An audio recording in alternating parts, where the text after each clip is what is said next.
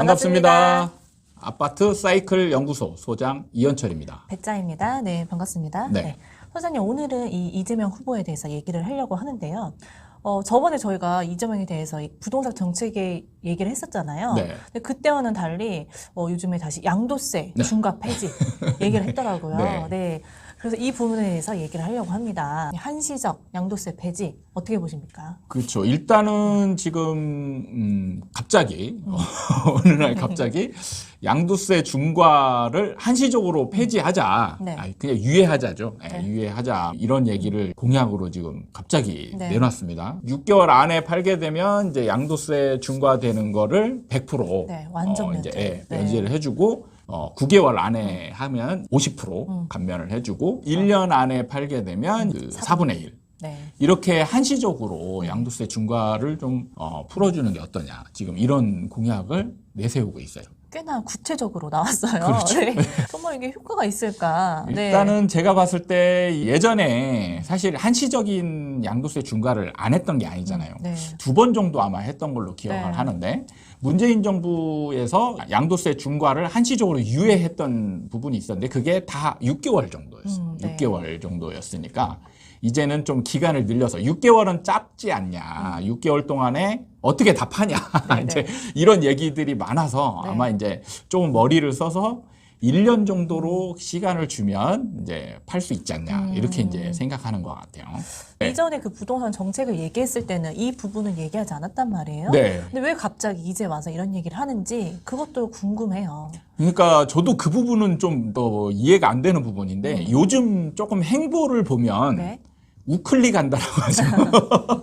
근데 지금 뭐 요즘 나오는 얘기가 이게 국민의힘인지 민주당인지 공약을 보면 구분이 잘 안 된다 이런 얘기들이 있어요. 사실은 국민의힘 쪽은 좌클릭을 좀 하고 그다음에 민주당 쪽은 우클릭을 좀 하고 이 사실 어떻게 보면 정책만 가지고는 공통된 정책들이 굉장히 많아요. 맞아요, 맞아요. 네.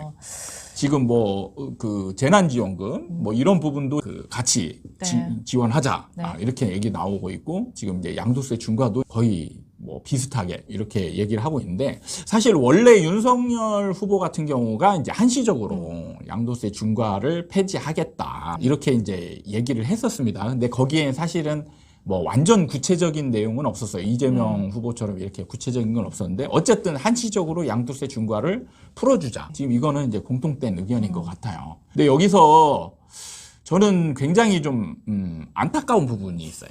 요즘 안타까운 얘기들이 많아요, 소장님. 그러니까 지금 너무 시장을 제대로 이해하지 못하고 있는 게 아닌가라는 부분이 굉장히 크다는 부분이죠. 네. 네. 어떤 부분이 안타까울까요? 이게 매물이 무조건 이제 잠겼다. 이거에 포커스를 맞춰서 네. 지금 이 매물이 잠기는 거에 주된 원인이 양도세 중과다. 네. 그래서 양도세 중과를 어느 정도 풀어주면 매물이 나올 거다. 이제 이 얘기거든요. 그러니까 매물이 나오는 게 문제가 아니고 이 사람들이 파는 게 문제잖아요. 그러면 사는 사람 측의 입장을 네. 고민을 해봐야 되거든요. 네, 네. 근데 지금 사는 사람들은 고민이 없어요. 이미 사는 사람으로 전제가 깔려 있는 거예요. 저 매물만 있으면 네. 무조건 살 거다 네, 이런 네. 전제라는 거죠. 그러니까 이게 지금 이게 시장을 잘 모르고 있다라는 거예요. 그래도 그 이전에 한시적으로 네. 중과를 폐지했던 것보다 좀 더 긴 네. 1년 네. 이런 기간을 줬단 말이에요. 네. 그러면 어찌됐든 매도할 수 있게 좀 더 수월하게 만들어주진 않았나. 그렇죠. 생각이 매도하는 들어요. 사람 입장에서는 기간적 여유가 있으니까 이제 어느 정도 기간 여유에 맞춰서 이제 물건을 내놓고 네. 팔면 되죠. 그런데 문제는 사고자 하는 사람들을 생각을 해봐야 되는데 사실 사고자 하는 사람들을 이제 크게 나눠보면 무주택자와 네. 다주택자가 있거든요.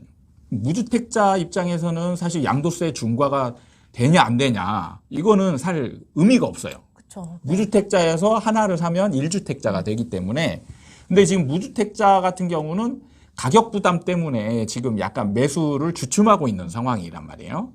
그러면 사실은 양도세 중과가 풀어지게 되면 주요 매수 주체는 다주택자여야 되는데 문제는 다주택자 같은 경우 1년 한시적으로 지금 유예가 됐잖아요. 그럼 이 사람이 양도세 중과를 안 맞으면서 샀다 팔았다 하려면 그 안에 샀다가 팔아야 되거든요. 그러면은 이거는 단타가 되고 네. 뭐 일종의 뭐 투기도 되고 사실 이 사람이 또 샀다가 파는 것도 쉽지 않은 부분이고 1년 지나면 다시 양도세 중과가 맞는단 말이죠. 네. 그럼 다주택자가 이걸 사겠느냐?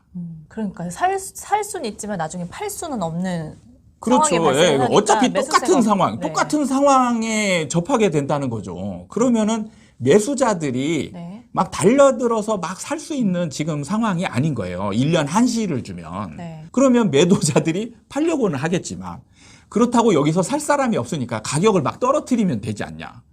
이 사람들이 지금 세금을 회피하기 위해서 안 파는 건데 네. 여기서 손해를 보면서 막 팔게 되면 그렇다고 양도세가 없는 게 아니라는 얘기죠. 양도세 중과가 없는 거지. 양도세 중과라는 거는 일반 양도세에다가 20%에서 30% 정도 더해서 내는 게 중과잖아요. 네. 이거를 면제시켜주거나 반절 깎아주거나 4분의 1로 깎아주는 건데 그럼 여기서 더 이거보다 싸게 팔면 네.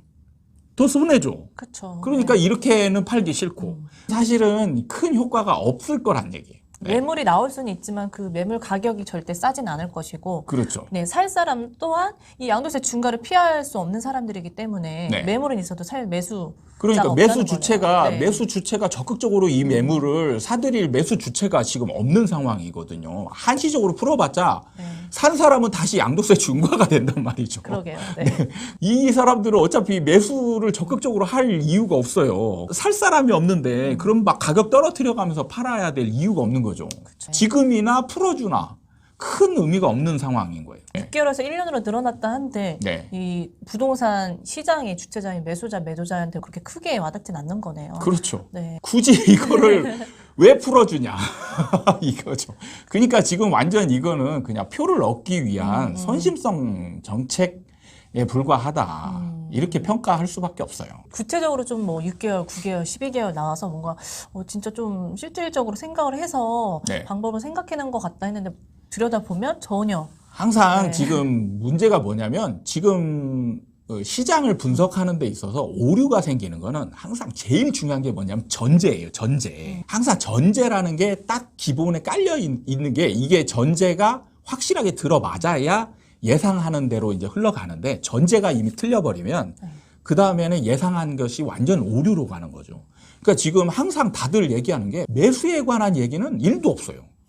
다들 살 걸로만 예상을 하고 하는 거죠. 있으면 무조건 산다. 네. 무조건 물건이 없어서 못 살 뿐이지 지금 물건만 있으면 무조건 산다 막 이런 얘기거든요. 그게 네. 아니에요 지금. 네, 지금 현재 부동산 시장은 과거 약간 폭등, 미친 폭등장 같은 네. 상황이랑 다르다는 거죠. 지금 매물이 사실은 꽤 늘고 있거든요. 매물이 지금 많이 늘고 있는 상황이에요. 근데 그 매물 느는 거를 안 사니까 느는 거잖아요. 네. 예.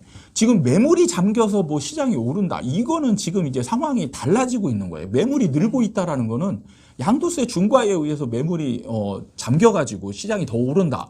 이거하고는 지금 그 시장 상황이 다르단 말이에요. 그렇죠. 예. 그러니까 매물이 늘고 있는데 왜 늘고 있느냐? 안 사니까. 그럼 양도세 중과를 풀어준다고 해서 누가 사냐? 이런 정책들 새로운 걸 말하는 걸 보면 뭔가 한 발짝 늦은 느낌이라고 할까요?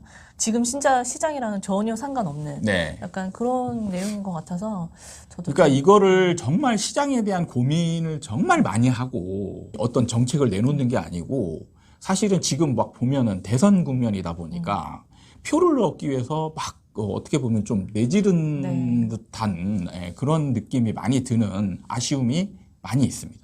그러게요. 뭔가 대선 이슈 때문에 투자자도 그렇고 모든 사람이 좀 주의 깊게 보고 있긴 하거든요. 네. 근데 실질적으로 봤을 때 별 도움은 안 되는 그런 정책. 그러니까 시장에 어떤 큰 변화를 줄 만한 그런 정책이 아님에도 불구하고 네. 그냥 이거를 펼친다. 그래도 뭐 이 사람들이 팔 수 있게 만들어준다. 뭐 이런 건 도움은 될 수 있겠지만 실제 현실적으로 보면 큰 도움이 안 된다는 거예요. 요즘에 새로 이재명 후보가 양도세 중과를 폐지할 것이다 얘기를 해서 어떻게 흘러갈지 좀 얘기를 해봤는데 이게 실행된다 하더라도 한시적이라는 거, 한시적이라는 부분은 굉장히 부동산의 특성을 잘 모르는 주식처럼 막 한시적으로 풀어주면 막 내다 팔고 살 사람이 충분히 있는 상황에서 거래가 활발하게 일어나는 그런 걸로 전제를 하면 안 된다. 상승장으로 갈수록 거래가 굉장히 줄어드는 상황에서 매수자들은 부담이 되는 상황에서 네. 매수 주체가 없는 이런 상황에서 한시적으로 풀어봤자 큰 효과는 없을 것이다. 이렇게. 네. 보고 있습니다. 저희 영상을 보시고 다시 한번 생각해 보시길 바라겠습니다. 네. 네. 알겠습니다. 오늘 시간은 이재명 후보의 새로운 정책에 대해서 얘기를 해봤는데요. 네. 오늘 영상이 도움이 되셨다면 구독과 좋아요 부탁드립니다. 다음에 또 찾아뵙도록 하겠습니다. 감사합니다. 감사합니다.